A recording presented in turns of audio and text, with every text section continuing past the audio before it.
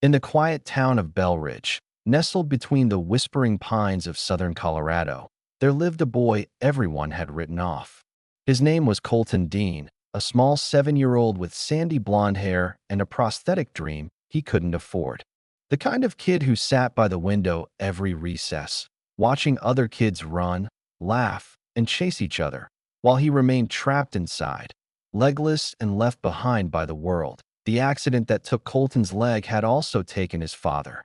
A head-on collision on the I-70 during a snowy March morning had torn apart the Dean family's future.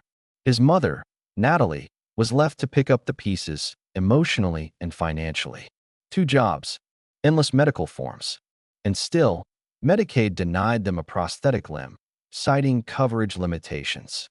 The insurance company passed her from desk to desk like a forgotten file, and so Colton waited. He watched. He withered a little each day in that small house on Elm Street, until one Tuesday morning changed everything. In a dusty garage at the edge of town, Travis Boone, mid-40s, grease-streaked shirt, face lined by years of labor and loneliness, stood hunched over a cluttered workbench. Most days, Travis repaired carburetors and alternators for old pickup trucks and tractors no one else would touch. His dog, Buddy, a shaggy brown mutt with one ear folded permanently down, kept watch from the shop's wide-open door. But that day, Travis wasn't fixing cars. He was carving wood, delicately, methodically, and with a reverence most reserved for holy things. Shavings curled off the edge of a block of maple as he shaped what would become a handcrafted wooden leg, sized for a child no taller than 4 feet. He measured, whittled, sanded, smoothed. Then again, until it was perfect by his hands.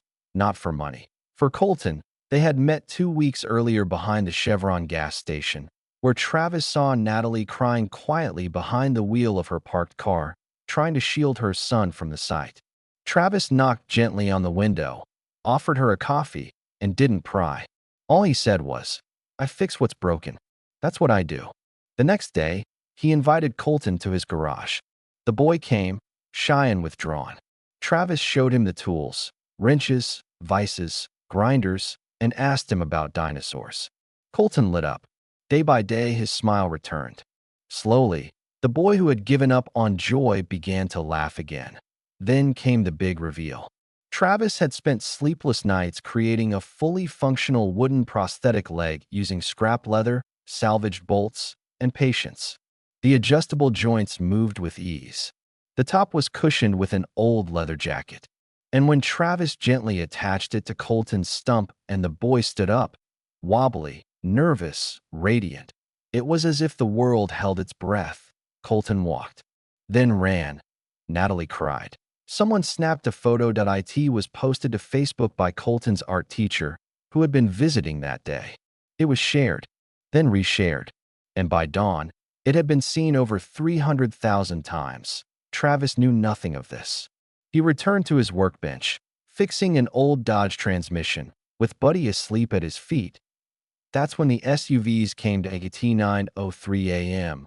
5 sleek black Escalades rolled down the gravel path to Travis's shop. They were spotless, government-grade, the kind that made locals peek through their curtains. The engines idled, but no one stepped out at first. Buddy growled. Travis stood up slowly, wiping his hands on a rag that had seen better days. The first SUV door clicked open. Out stepped a man in a tailored gray suit, flanked by 2 equally polished associates. They looked like executives misplaced in a town too dusty for polished shoes. The man extended a hand. "Mr. Boone, my name is Jonathan Keene. I represent the Sawyer Family Foundation." Travis frowned. "Can't say I've heard of it." Before he could ask more, another door opened. This time, a woman stepped out, mid-50s, poised, regal, dressed in a navy wool coat and heeled boots that crunched softly on the gravel. Her name was Meredith Sawyer. The moment she reached Travis, she handed him a framed photo. It was Colton, smiling, standing proud on the wooden leg. "I saw this image this morning," Meredith said. "And when I did, I knew we had to come here. Mr. Boone, you may not realize it, but what you built, it's more than generous. It's revolutionary. As she spoke, a team of photographers, lighting technicians, and media reps emerged from the other SUVs and began setting up. Tripods were planted. Lenses clicked. A drone buzzed overhead. "Is this the news?" Travis asked, bewildered. "Bigger," Jonathan replied. "This is national. We want to feature you in our Hands That Heal campaign. You'd be the first mechanic we spotlight." Travis had never been in front of a camera in his life, but then he saw Colton walking toward him, laughing, playing, balanced. That was all he needed. Later that day, Meredith pulled Travis aside. "There's more," she said. "The Children's Prosthetics Institute saw your design. They want to meet. They believe you've built something that could change pediatric prosthetics forever, a low-cost, adjustable limb for growing kids." Travis couldn't believe it. But it wasn't the end. The next morning, a matte black sedan arrived, unmarked and silent.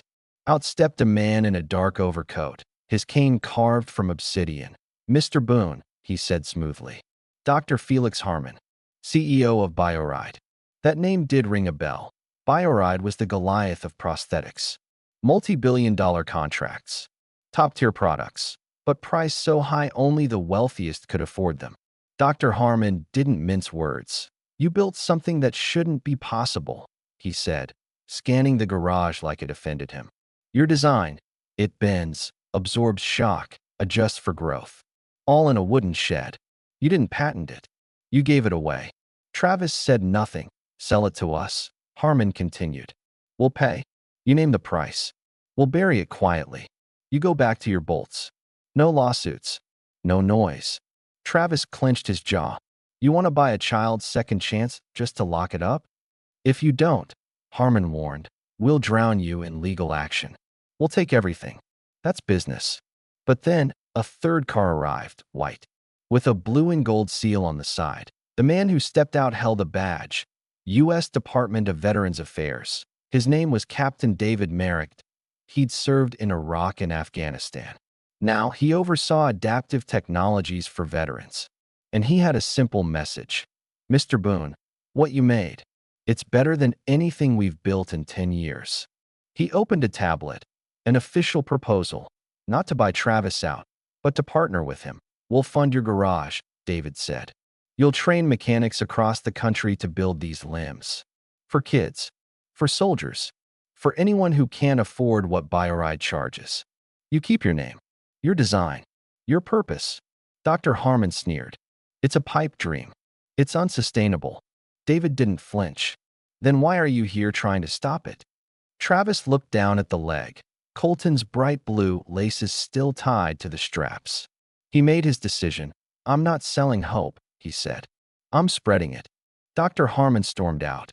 The threat didn't work. The next day, a line of vans replaced the black SUVs. Inside were soldiers, children, mothers, journalists, engineers, and right in the middle stood Colton, wearing his wooden leg and running like the wind. From that moment forward, the garage wasn't just a repair shop, the IT was a revolution.